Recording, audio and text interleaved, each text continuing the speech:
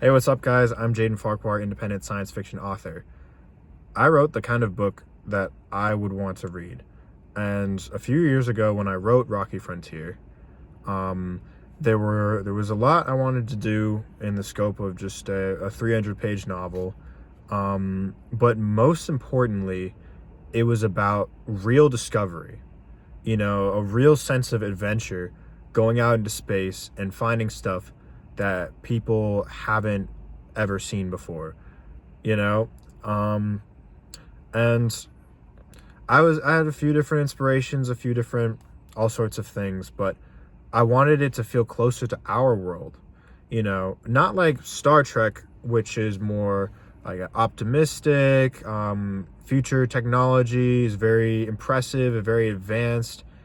And it feels like a kind of like a dream, like something that we could achieve. But I wanted this to feel like real, like direction that we could be going. Let's say we do have a massive company that starts a space program to explore other planets outside of our solar system. This is how it would go. And Rocky Frontier is a mystery sci-fi novel. It stars the main character is a security worker on this remote icy colony. He is assigned to various gigs and jobs. Work changes every few weeks, every few months, depending on what's needed. You have a couple very talented people. You have like over 100, but it's relatively small colony of people, of scientists, engineers, security workers, and medics, and kind of a command structure above them, which really is just kind of a company type of thing. You have a chief executive, and people are essentially employees or more like contractors, and they are building up this colony, and they have mining sites around the colony, and they transport supplies and goods all over the planet.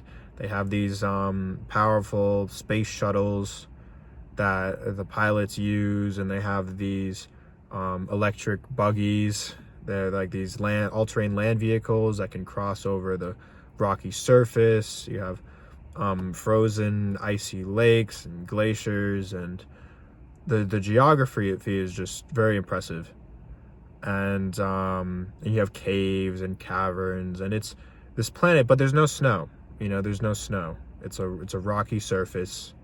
It's that's the kind of planet this is. It has a somewhat lighter gravity than Earth. It has about 70% of Earth's gravity, so you can, you actually can. You're more mobile, and there are certain feats that come with that. But it's mostly like standing on a normal planet. And where mystery comes in with this whole colony, this setup, right? And there's a very there's definitely like a work culture. There's a very kind of capitalist, corporatist, whatever you want to call it, type of work culture where people aren't very social. They struggle with being social because everyone's so determined everyone's just on go mode. Everybody has their own private quarters, and there's so much space, and the colony is so spread out that, like, the main character, Larry Atkins, like, he makes a couple acquaintances his first few weeks. After that, he doesn't really talk to them. He struggles to make friends. And it's kind of, I figured that would be a realistic reflection of the kind of culture that would carry over to a planet like this, where only the most talented people make it, the most driven people, and it's like a product of that competition. But here's the deal, right? Here's the deal. Because mystery novel, because there's discovery, there's real frontier exploration, uncovering what's there. There are these robots that were originally sent. They were supposed to set up the colony for one day when the humans would arrive, right? They sent artificially intelligent robots, incredibly smart and adaptive, meant to adapt to their environment, rebuild themselves, and build the foundation of a colony.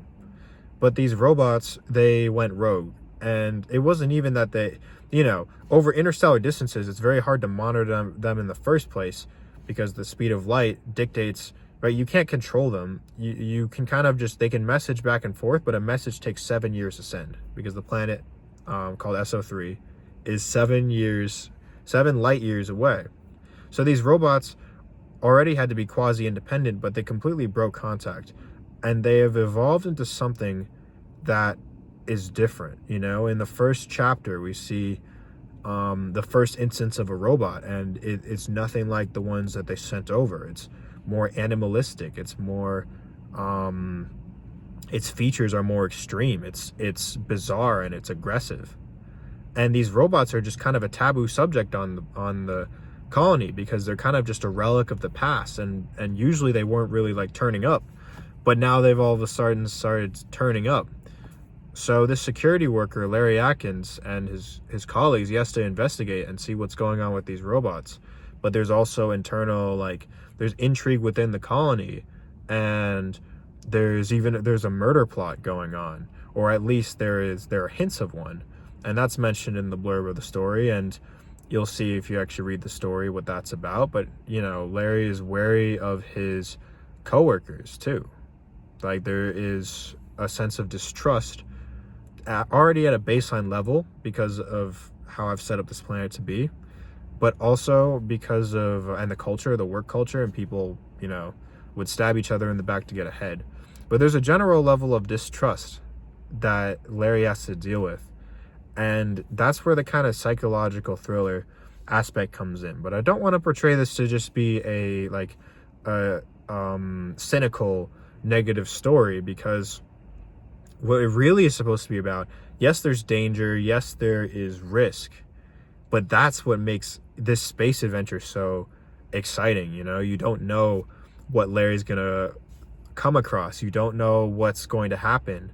And his coworkers, yes, like his colleagues, he's investigating them, but they're not necessarily evil people. They all have their own individual reasons for coming to this colony, and none of them are what you would call just a normal or ordinary person. They're all have very compelling and interesting, deep psychological reasons as to why they would consider going to this colony. And during this trilogy, I explore that. In the first book, I explore some of that.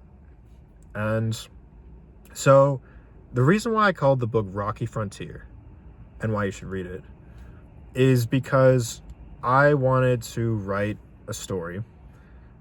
Imagine like the age of discovery, right? Back in the day when people were exploring, there was no comfort and there was no safety. There were no illusions of safety. Like when the first, European explorers came to the American continent, that was a lifelong commitment. You came to the American continent, you spent years there. And there's some of the first English colony, Jamestown, disappeared. Or sorry, that was Roanoke. Roanoke disappeared. After 3 years later, nobody knew where it went. This colony was sent to be set up. It disappeared. Jamestown then came along and struggled through its first winter. It barely survived. It almost could have ended up like Roanoke. And there are various theories of what happened to Roanoke. It's absolutely fascinating. But there are these moments in history when people explored with no sense of what they were going to get into, but with a promise of glory and and danger and thrill. Whether it's exploring Alaska or it's exploring Antarctica, the voyages to Antarctica were incredibly impressive. There was that one ship that was stranded there for 8 months. And so I wanted to bring the spirit of the Age of Discovery to a science fiction space novel, a mystery science fiction novel. I wanted to bring the sense of true exploration, and you don't know, by the time you get to page 300 or page, I believe, 294, you don't know what you're going to find up until, the very end of the story. You don't know how it's going to go, and you are discovering this world, this planet, and outer space, and the rules of this universe, and what's out there. You are discovering it alongside the characters. That's the kind of book that I would want to read, and therefore I implore you, if you're interested, to check out my fiction. And I'll be doing more videos talking about Rocky Frontier and Deadlock, which has this whole fog of war thing. A Deadlock is a different premise. Same characters, same story, but a different, it's continuous, but it's a different premise. But yeah, I just wanted the chance to tell you guys about my fiction.